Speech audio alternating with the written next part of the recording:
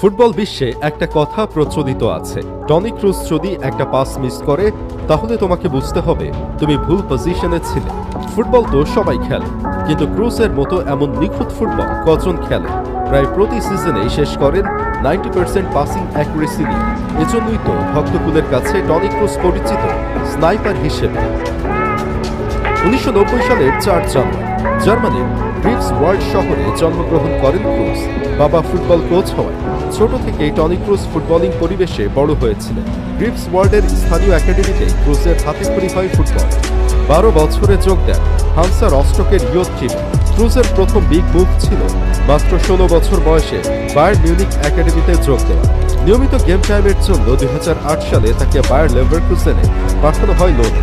লেভারকুসেনে বলতে গেলে একটা সফল লোন স্পেল কাটিয়েছিলেন ক্রুস। এরপর বায়ার্ন মিউনিখে মোটামুটি সেট হতে শুরু করেন ক্রুস। বায়ার্নের হয়ে ট্রেবল জেতার পর 2014 সালে